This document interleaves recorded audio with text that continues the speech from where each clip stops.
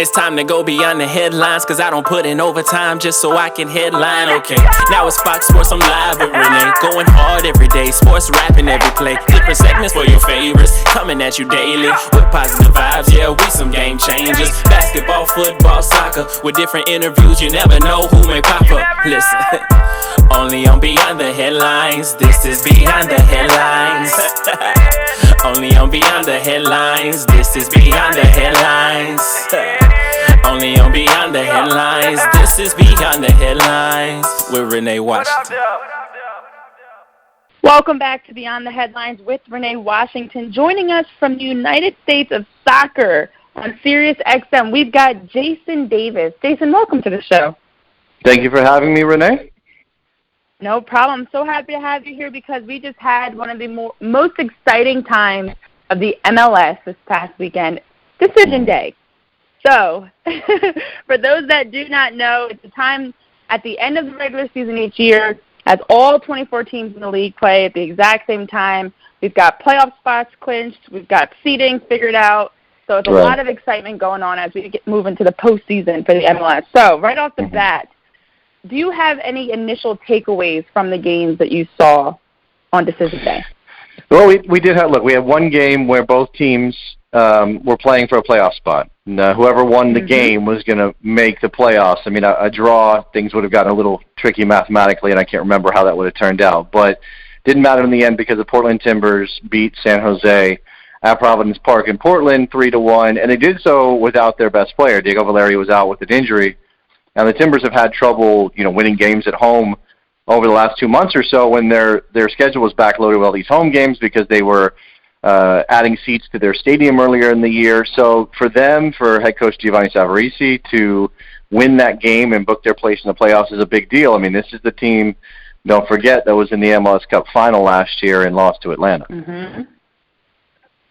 Yeah, I love that. One of the best things about this is you do have the opportunity to watch teams play for their spot. I mean, first round seedings were up for grabs, and as you mentioned, 2 playoff spots up for grabs. And that allows teams to win it on the field. What better time than to clinch your spot by beating the team that you're competing for in a playoff spot if you are Portland. So yeah, it's effectively a playoff game before we even get there, which is nice for the neutral fan to be watching that drama unfold. That is exactly it. It's a postseason preseason.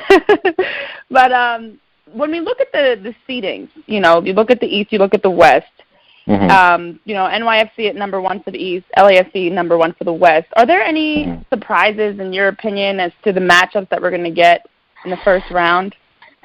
I don't think surprises is the way to describe anything in MLS, usually because of the parity that exists in the league. I mean, I guess you could argue, the Sounders finished second in the West. Okay, that's probably fairly expected based on the kind of club they are. RSL getting third in the West. Oh, maybe that's a small surprise, but all those teams are separated by very few points. So we're talking about 2 or 3 points difference.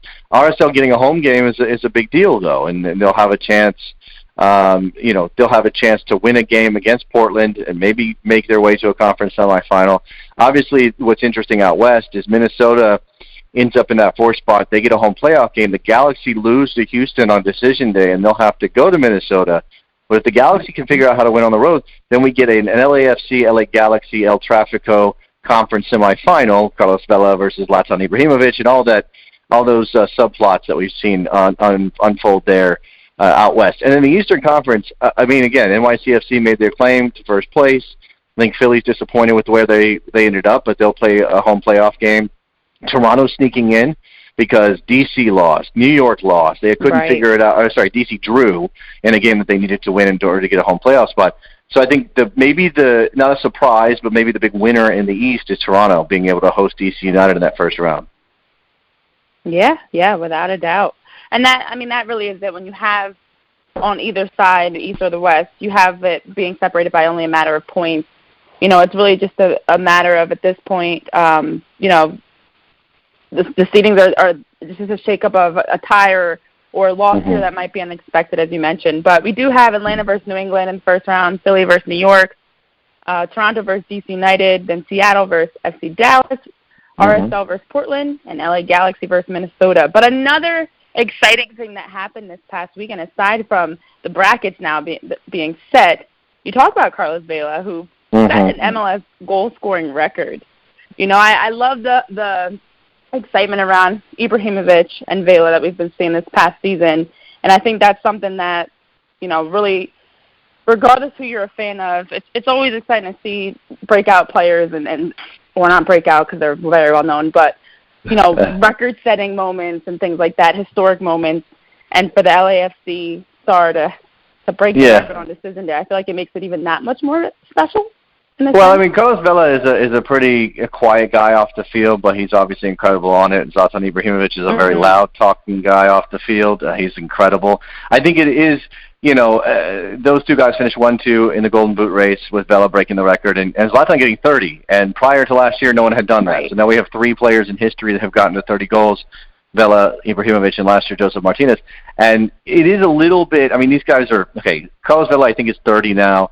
Obviously Zlatan Ibrahimovic is 38, so he's up there. But there's a little magic bird, a little bit of rivalry back and forth. So Zlatan's on the record as saying I'm a better player than Carlos Vela, which, you know, adds a little spice to everything that's happening, and that's just something that this league needs, especially as we go into the playoffs. And if the Galaxy beat Minnesota and we get that conference semi between those two LA teams, it's not just going to be about they're both LA teams. It's going to be about Zlatan versus Vela. It's going to be about the coaching matchup. It's going to be about the attitude, the fans, the people in LA who support the Galaxy who say all those LAFC fans are turncoats or, you know, former Chivas fans, and it's all they're the plastic fans on the scene now. That stuff I think is great for Major League Soccer. Yeah, and I think that's two things you hit on. And one, the fact that we do have this fun storyline that we get to watch, the excitement of these different personalities, but both talents in their own right. And it is always the conversation. We do always tend to, across sports, compare who's the best scorer, who's, you know. So it's exciting to see these two, how it's playing out. And now a step further, potentially seeing them face off in the playoffs would make it even more, you know, of a excitement around it, because you now have them not only competing for who's the best, but it's one thing to say you're the best. It's another thing to win and then take your team on to the MLS Cup and you know, go from there if they do make it that far. Big players in big moments. That's what we want to see as fans. Exactly. That's exactly it. If you can put up or shut up and prove it on the field in the biggest moment of the league, when you are now in the playoffs versus the regular season, that's a defining moment. So let's get your predictions. We'll start in the West. I know. I'm putting you – hey, we just had Decision Day. See, we did. Got to get right into predictions. We won't hold it against you if you're wrong. But what are your predictions? We'll start off with the West. Who comes out of the West? And who are going to be the top 2 teams facing off in the West for a chance to play in the MLS Cup? Well, you know, the way the bracket works out, you know, it's the Galaxy, and I've already learned my lesson. I bet against, or not bet actual money, but I picked against Zlatan and the Galaxy when they faced LAFC the last time. It ended up as a draw, but I thought LAFC was going to handle that game. It was their time. They didn't. So I'm not going to bet against Zlatan in the playoffs against Minnesota. I still think LAFC is the better team, and I think I might have to pick against Zlatan in the conference semis, no matter what I just said. Coming out of the other side of the bracket, you got RSL Portland and Seattle FC Dallas. I think RSL Portland is a toss-up for me, really. I think the Timbers can win on the road. Seattle, I think, is a better team than Dallas, and Dallas is a little too young for the moment. So I'm going to pick, I think I'm going to pick Seattle LAFC in the Western Conference Final with the berth in MLS Cup on the line. Ooh, okay. All right, same question for the East. Okay, let me think about this for a second. NYCFC is sitting there waiting for Toronto or DC United. On the other side, Philly facing off against the New York Red Bulls, and New England at Atlanta. Atlanta at home, I don't think they have a problem with New England. As good a job as Bruce Arena's done. So I think they're going to probably advance. I'm going to pick Philly at home. Neither one of the teams, Philly or the Red Bulls, look great right now coming out of the regular season. But I'll pick Philly at home. So that sets up Philly and Atlanta on the other side. Wow. Toronto FC at home to beat DC United. NYCFC to beat Toronto, I think. They know how to play on their little baseball field stadium pitch situation, and I think so. NYCFC Atlanta in an Eastern Conference final. I think that's the way to go. Well, I love that it's not easy to pick. No, it's not. Because that it's just definitely shows, not. Yeah, and this isn't a year by any means that you can easily sit and say, okay, it's going to be an Atlanta LAFC final. Like you don't. We also have the knockout format this year. In years past, the conference semis and the conference finals were all 2 legs. So you would have, okay, maybe this team gets a result at home or on the road, and then over 180 minutes. Who comes out on top. This time, it's just straight knockout soccer. You better bring it on that day, or you're going out. And that's the thing about picking these games. It gets even tougher because one call, a penalty gets given that maybe is questionable, a red card's handed out, and a player gets sent off. Those kind of mistakes you can't account for, and they could completely change the complexion of the MLS Cup playoffs. Yeah, that's a great point. I mean, that's the change. And it only being with it being a knockout, single elimination does make it a lot different. So then, what are your thoughts? And we're gonna take it a step further because you only answered one part of the question. You've got Seattle LAFC in the West, NYC Atlanta in the East. I won't even ask you who you think is going to win it all because anything can happen. As we know, in soccer, an injury, a red card can change the whole landscape of the game. So I won't put you on the spot completely. But if, maybe you happen to lean towards one team, so be it. Who do you think comes out of the East and West to match up in the MLS Cup? Who's it going to be? I'm going to pick chalk in the West, so I'm taking LAFC. They've been so much better than everybody else this year. I want to believe that they're going to ride this all the way to a title because I think it would be fun to see a dominant team do that in MLS. And in the East, I know NYCFC has home field advantage. We're not quite sure where they're going to play those games because, again, they play in Yankee Stadium. That may be in use at that point. They have an advantage there, but I'm going to take Atlanta. I just think Atlanta knows how to do it. They have a different head coach this year with Frank DeBoer taking over for Tata Martino, but Joseph Martinez is a machine, and I think they got enough juice to get it done. So I'm going to take Atlanta coming out of the East, LAFC out of the West, and an MLS Cup final out there at Banc of California Stadium between those two teams. There you go. And I do also think something has to be said when we talk about big players in defining moments. Joseph Martinez, you cannot overlook him on the field. If he's on the field, he comes back from a knee injury 2 weeks ago, starts in the decision day match, scores a goal against New England. Nobody thought he was going to be able to recover that quickly. I mean, he's a machine out there. Yeah, superhuman. Absolutely. All right, so we'll see if that comes true. Atlanta, LAFC, I'm taking note. Don't put your money on it. I'm not recommending any bets. Okay, yeah, listeners, do not take Jason's word and now go gamble money on it because Jason Davis said so. But with all the excitement that's going on in the MLS, let's get into what's going on with the national teams on the men's and women's side. Starting on the women's side, right now it seems like the victory tour just cannot end, which rightfully so. They have all reason to celebrate. They were just seen playing flip cup in the locker room. I love that there was a post that was like, what is this, a fraternity? They're playing flip cup. They're twerking. They're dancing. They are living their best life. They are. It seems like they are just enjoying every minute of it, which they should. It's rightfully deserved. So what are your thoughts on the future of the women's national team in terms of, next time we get into the World Cup, probably no Carly Lloyd. She's also at the end of her career. Might be, heading into football. But, as they move forward, and we have all these different things going on with salary demands and the next generation, what do you really predict happening moving forward? We also have a new coach.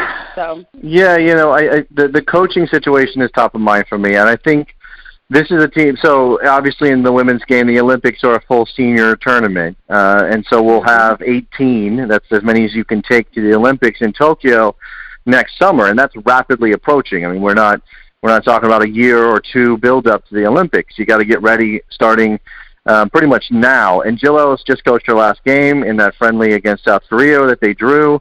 Carly Lloyd with a goal in that game, so shout out to her. They got to find somebody. Kate Margraff's the new general manager of the women's program for U.S. Soccer. She's got to go find somebody. I know she's got A couple of names in her list. It seems as though some of the favorites have eliminated themselves for various reasons. I just think they need somebody who is not going to rock the boat too much on tactics and personnel because they know how to play, they know how to win, but who is going to be able to keep them steady at coming off the World Cup and coming off the Whirlwind Tour and the celebrations and everything you just mentioned. It's got to be a steadying influence. I think there's some good candidates, and I think Margaret will get it right. It's just if the time is now an issue ahead of the Olympics in 2020. Yeah, I think that's a great point. I mean, when you look at all the excitement that's going on after winning the World Cup, you do have to worry because the Olympics are, the process for that starts so soon. The path for that starts so soon, and we still don't know who is going to fill in for Jill Ellis. And it's not like the next coach coming in is coming into, just an average team. This is a team that won back-to-back World Cups. Jill Ellis, who is the winningest coach in U.S. soccer history. There's big shoes to fill, but there's also a team that's already established. It's not like what we have on the men's side, which we'll get into in a moment, where you already have a lot of those, your big players, Rapinoe, different player pieces that are going to be back, Alex Morgan. So you do need someone that's going to come in, set the tone early, and kind of help them just pick up where they left off versus... Yes, it's a different kind of pressure than trying to build a team back, right? So they obviously know how to play. You don't need to mess with the recipe too much, but that doesn't necessarily mean it's an easy job. And we talk about all the time, especially in sports, that you don't want to be the one who follows the legend. You want to be the one who follows you want to follow the person who follows the legend. So Jill Ellis, back-to-back World Cup champion, she leaves. Now that person coming in behind her, that's the standard. You can't get away with, he finished fourth this year. Great. No, you've got to go win a gold medal, and you've got to go win a World Cup in 4 years' time. So that's the challenge here. I think it's very interesting. Yeah, no pressure on that, but that's absolutely it.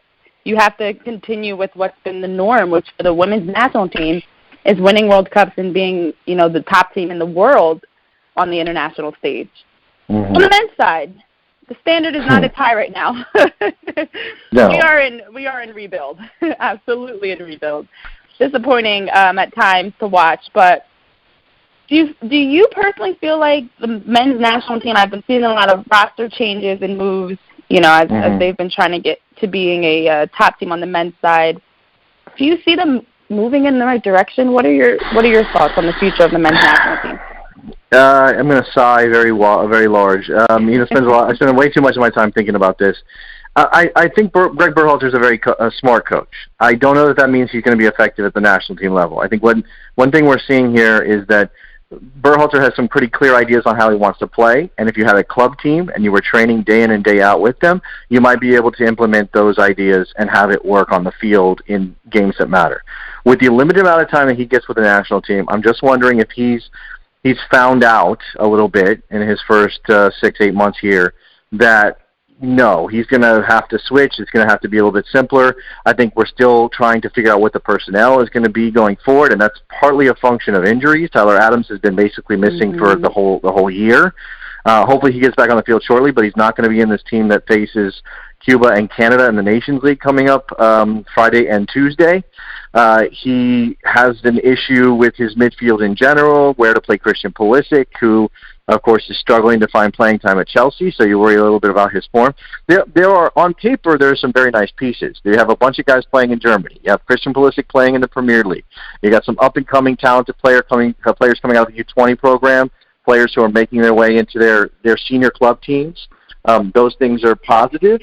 But we know that the game's not played on paper, and coaches can't just point to that and say we're going in the right direction. It's got to be shown in the results.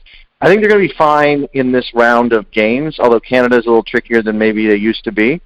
But that doesn't mean that they're going to play great soccer. And I wonder where the quest to play better, more sophisticated soccer meets the problem of the talent pool and just grinding out victories when the United States needs some positive momentum with victories going into next year.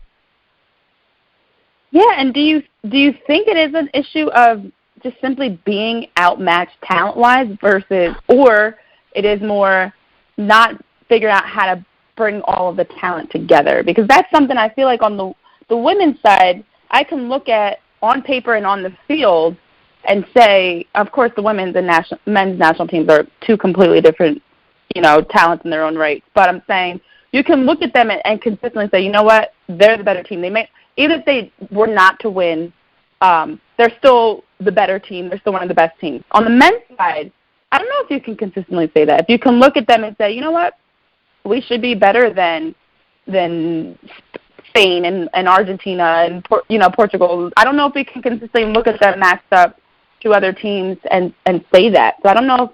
That's why I'm asking you. Do you think it's lack of talent or lack of cohesion and figuring out how the talent works together?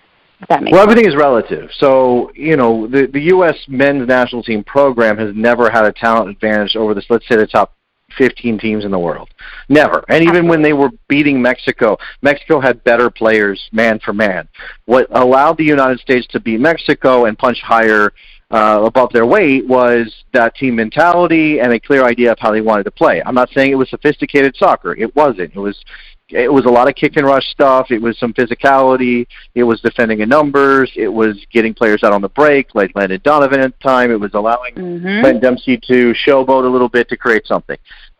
That may not be sustainable. And U.S. Soccer has clearly said to themselves, okay, whoever the decision makers are, in order to get to that next level, in order to get to the place where we can compete with Spain and Germany and France and everybody else, we need a more sophisticated plan. The problem is that your talent has to match that, and your talent that is coming up that's very promising, and there are lots of good young American players right now, especially going to Europe at 17, 18, 19 years of age.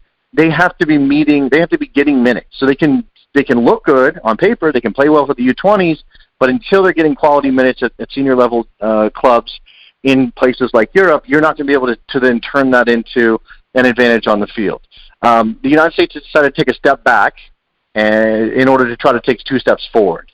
And that's frustrating because it's a results-based business, and it's sports, and fans don't want to root for a team that's losing, especially when you don't know what the plan is. And I think Greg Berhalter does an okay job of explaining himself, but in general, U.S. Soccer hasn't done a good enough job of telling us why this is happening, what the plan might be, and how it's going to help us get better in the future. You missed a World Cup when there was no legitimate reason for doing that, and so now we're all a little angry. Yeah, that's a very professional way to put it, a little angry, to say the least. Very disappointed. Greg Berhalter definitely has his hands full because you've got some angry American soccer fans. But, Jason, tell our listeners that they can follow you to keep up with your soccer coverage as we do get into the hunt for the MLS Cup and all that's going on with the men's and women's national teams. It's always exciting times in soccer, and you're always staying on top of the trending topics and news. So where can they follow you? The show that I do on Sirius XM is channel 157. It's called The United States of Soccer. That's from 12 to 3 every weekday. You can follow me on Twitter at DavisJSN. I'm on Instagram on that same handle, and those are probably the best places to find me. Awesome. Well, thank you so much. I'm looking forward to seeing if your predictions do come true as we get farther into the playoffs. We will not hold it to you, but I will not forget either. All right. Appreciate it, Renee. Thank you so much for joining Beyond the Headlines with Renee Washington. We've got former NFL player Corey Proctor on the show this week. Corey, welcome to the show. Hey, thanks, Renee. Good to be here. No problem. Thank you for joining us on Beyond the Headlines with Renee Washington. I will not hold it against you that you played for the Cowboys. It was your career. A job is a job. But you also played for the Lions and the Dolphins in the NFL. Take us through the moment from when you were getting drafted and going through the whole process as a rookie transitioning into the league.